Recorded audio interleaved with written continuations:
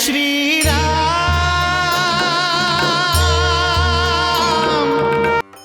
श्री राम जय जय राम। श्री राम जय राम। जय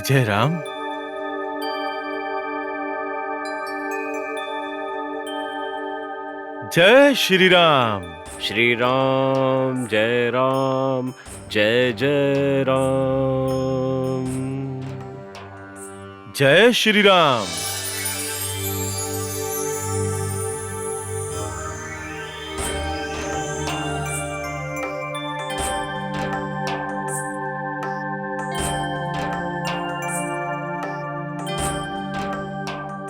श्री राम जय जय राम। श्री राम जय जय राम। श्री राम जय जय राम।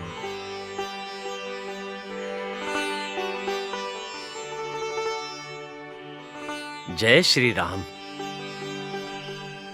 लंका में श्री राम बोले के साहस करे वाला रउआ है के?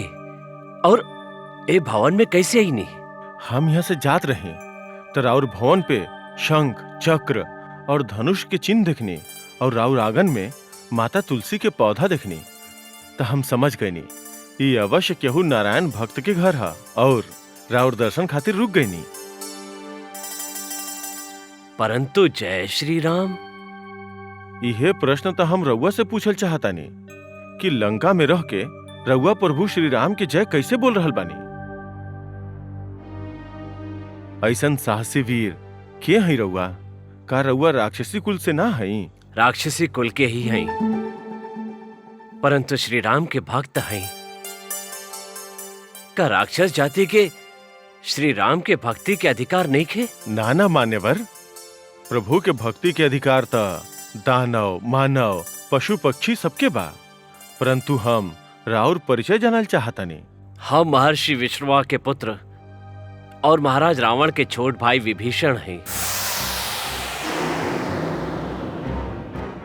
जौन प्रकार दांत के बीच जिह्वा रहेला, बस वही प्रकार हम यहाँ रहेला। एक की आशा हृदय में लेके कि एक दिन श्री राम के दर्शन होगी और वो हमार उद्धार करी है। बड़ा आश्चर्य के बात बा। रउआ प्रभु श्री राम के देखले नहीं खी और उनकर भक्ति कर रहल बानी। ब्राह्मण देवता, हमने तीनों भाई एक साथ घोर तपस्या करके ब्रह्मा जी के प्रसन्न कैले रही। जब वो वरदान मांगे के काले, तब बड़ भाई लोग शक्ति और हम श्री नारायण के भक्ति और उनकर दर्शन के वर मांगने। तब ब्रह्मा जी हमरा से कहले कि जब श्री नारायण राम रूप में अवतार लेके लंका में आई हैं, तब तारा उनकर दर्शन होगी। बस तब से हम श्री राम के नाम के ही जाप कर रहल बानी। धन्य बानी रउआ और धन्य बा राउर भक्ति। अब रउआ अपन परिचय दी। का रउआ कोनो हरि भक्त हैं, कोनो देवता हैं, कि स्वयं श्री राम हैं? जे राम राम मान्यवर, रउआ हमरा के कहाँ पहुंचा देनी? हमार असली रूप ब्राह्मण के नहीं खे, हम एगो वानर हैं। हमार नाम हनुमान है। ये तो प्रभु श्री राम की उदारता बा कि वो हमरा के अपन सेवक बना ले बाड़े। प्रभु श्री राम के सेवक के विभीषण के प्रणाम। अरे अरे मान्यवर, ये का कर रहल बानी? सेवक के सामने शीश ना झुकावेला। हमनी दोनों प्रभु राम के सेवक हैं। अब रउआ हमरा के अपन यहाँ आवे के प्रयोजन बताई। दुष्ट रावण सीता मैया के छल से हर ले आइल बा। हम प्रभु श्री राम के आज्ञा से सीता मैया के खोज में आइल बानी। हम राजभवन के चारों ओर घूम चुकल बानी, परंतु सीता मैया के कहीं पता नहीं चलल। यदि रउआ कुछ जाना तानी तो कृपया करके हमके बताई। देवी सीता के रउआ राजभवन में ढूंढ रहल बानी? उता अशोक वाटिका में वृक्ष के नीचे तपस्विनी के रूप में रहेली। अशोक वाटिका? वहाँ बहुत कठोर पहरा बा, रउआ भीतर न जा सकब, और वैसे भी रउआ अकेले बानी। मान्यवर, हम अकेले ही उस पहरेदार खातिर बहुत बानी, परंतु सीता मैया के ढूंढे से पहले उनका के हम इस संकेत नहीं दिहल चाहत कि प्रभु श्री राम के कोनो दूत सीता मैया के ढूंढे आइल बा, ना तो लोग सीता मैया के कहीं और छिपा दी हैं। तो रउआ सीता देवी से मिलब कैसे? चिंता मत करी मान्यवर, सूर्य भगवान उदय होके ही वाला बाड़े। हमरा के आज्ञा दी, हम दिन भर कहीं छिप के बिताइब और रात के अंधेरा में अशोक वाटिका पहुंच जाइब। जय राम भक्त, श्री राम राव रक्षा करस। जय श्री राम। जय श्री राम।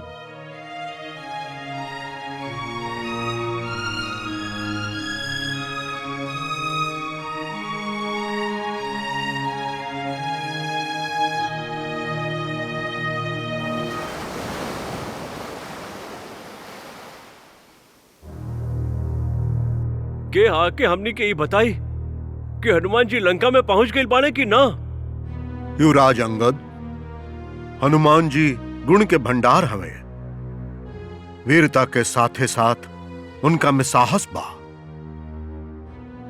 दृढ़ निष्ठा बा, श्रद्धा बा, भक्ति बा और बुद्धिमत्ता और ज्ञान बा।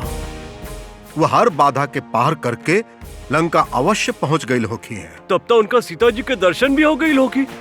यदि सीता माता लंका में बाड़ी तो हनुमान जी अवश्य उनका तक पहुंच जाई है।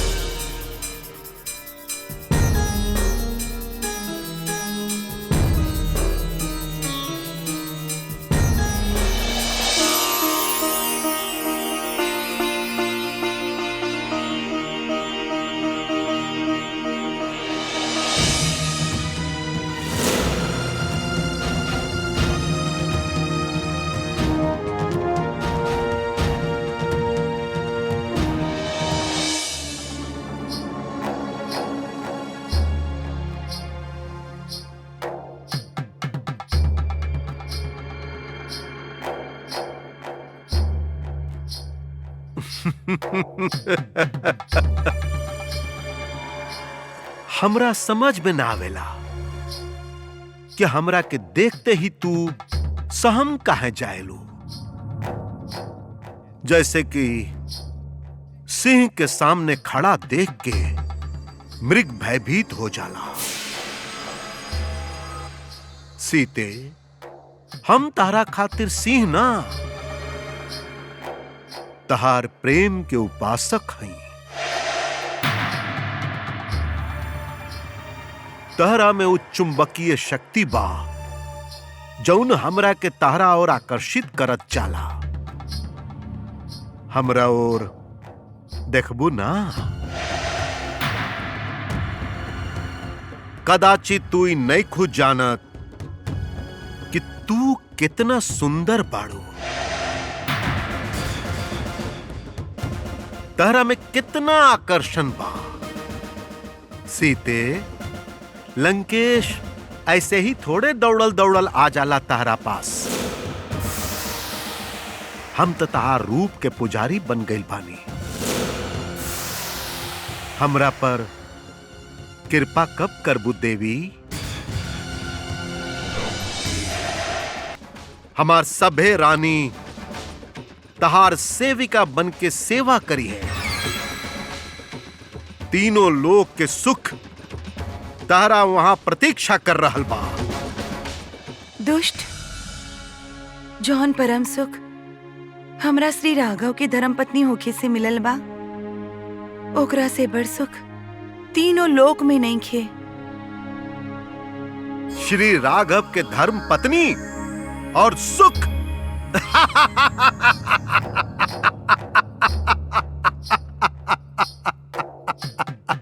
सीते, वो बनवासी तारा के का सुख दीही।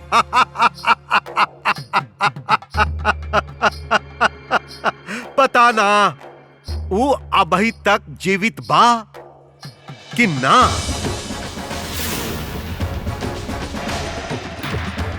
एक बार हमरा और देखा सीते, हम तारा से प्रेम करे लागल बानी। हम तारा के तब तक स्पर्श ना करब जब तक तू स्वयं हमार प्रेम के स्वीकार करके हमार आलिंगन में नहीं खुआ जात। तहार आलिंगन रघुनंदन के नुकीला बाण करी और तहार भुजा के काट के फेंक दी।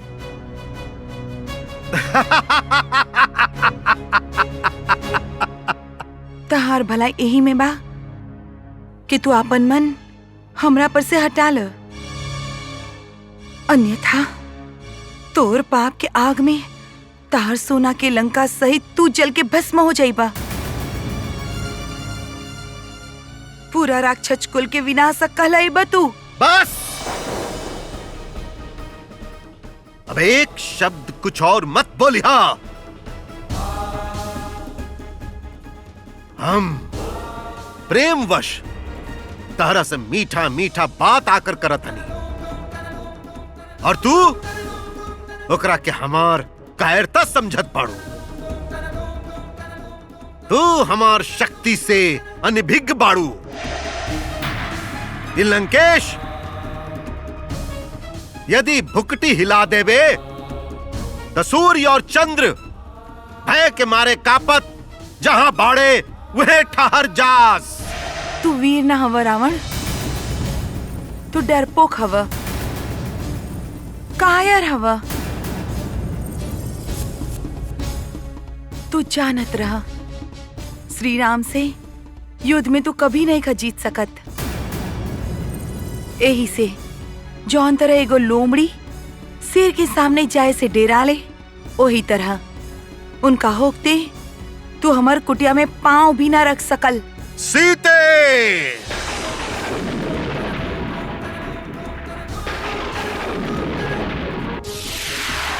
लंकेश और अपमान सहन नहीं खे कर सकत। एकरा से पहले की चंद्रहास खड़क तार गर्दन काट देबे, तू स्वयं हमार शरण में आ जा। सीते, स्वयं हमार शरण में आ जा। तहार भला यही में बा रावण कि तू प्रभु श्री राम के शरण में चल जा, अन्यथा ए लंका में केहू ना बाची।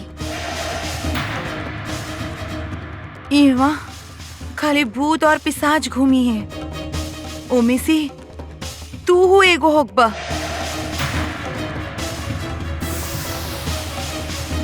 सीते, नाथ,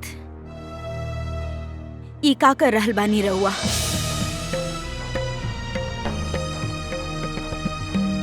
तीनों लोक के स्वामी एगो असहाय अबला स्त्री पर शस्त्र उठाई। ना महाराज, ई रउआ के शोभा नहीं खे देत। एगो स्त्री के हत्या अधर्म है। परंतु ही जे भी होखे, आवेश में आके इनकरा मुंह से रउआ खातिर कुछ अपशब्द निकल गईल होखी, किंतु राउर गौरव ए में बा कि रउआ इनका के क्षमा कर दीही। ए समय ई राउर अतिथि बाड़ी और अतिथि के इतना कठोर दंड न देल जाला। एक बा महारानी मंदोदरी, सीते, यदि तू हमरा के अपन पति स्वीकार ना कैलू तो हम तहार शरीर के टुकड़ा टुकड़ा कर दे।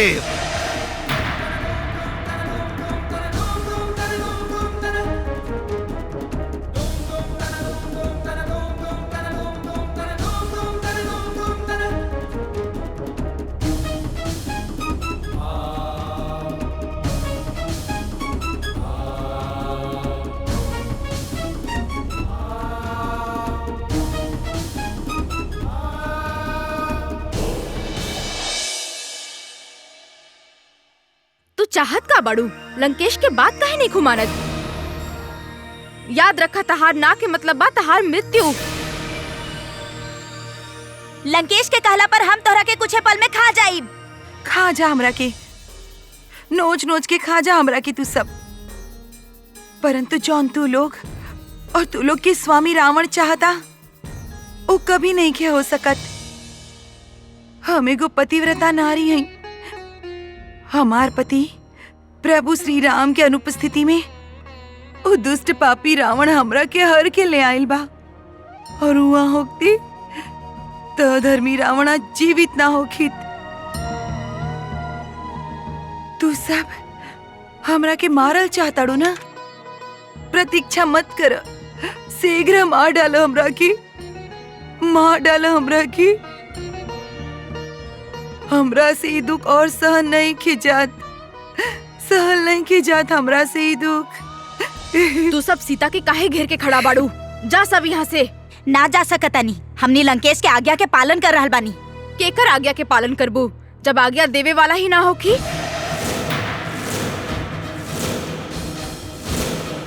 ई तू का अनाप शनाप बोल रहल बाड़ू त्रिजटा? भोर के समय में हम एगो स्वप्न देखनी हा और भोर के स्वप्न सदैव सच होखेला। कवन स्वप्न? स्वप्न में हम प्रभु श्री राम के देखनी हा। उस सागर से घिरल धरती के निगले आ रहल बाड़े। उनकर शरीर पे दिव्य अलंकार बा। उ रथ पे सवार बाड़े। उनकर रथ के हजारों श्वेत घोड़ा खींच रहल बा। और फिर हम रावण के देखनी। उनकर सिर मुड़ल रहे, तेल में भींगल, लाल कपड़ा में लपेटाइल। वो दक्षिण दिशा के ओर भागत रहन और एगो करिया स्त्री उनकर पीछा करत रहे। ओकरा बाद हम पुष्पक विमान देखनी। ओकरा में राम, सीता और लक्ष्मण बैठल रहले। वो पुष्पक विमान अंतरिक्ष के ओर जात रहे और सुंदर लंका नगरी के बाहर और भीतर के द्वार टूटल पड़ल रहे। चारों तरफ राक्षस सबके मृतक शरीर पड़ल रहे और राक्षसी सब रोवत रहली, विलाप करत रहली। यदि ई स्वप्न सत्य बात हमनी तहरा से क्षमा मांगतानी सीता। हमनी जे भी करत रहनी वो अपन स्वामी के आज्ञा के पालन करत रहनी। ठीक बा, जा सीता के तनिक विश्राम करे दा। जा सब लोग यहाँ से।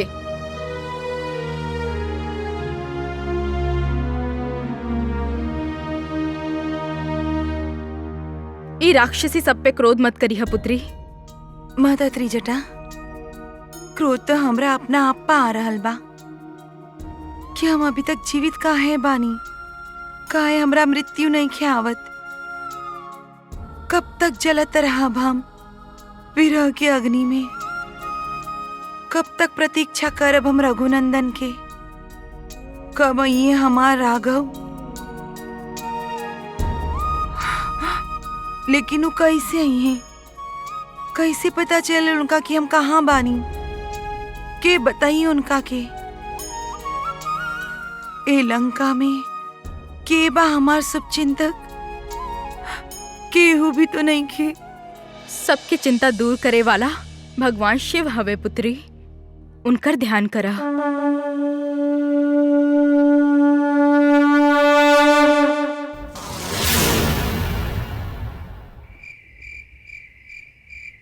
नमन करो स्वीकार पुत्र का, हे माता महारानी। नमन करो स्वीकार पुत्र का, राजा राम की रानी।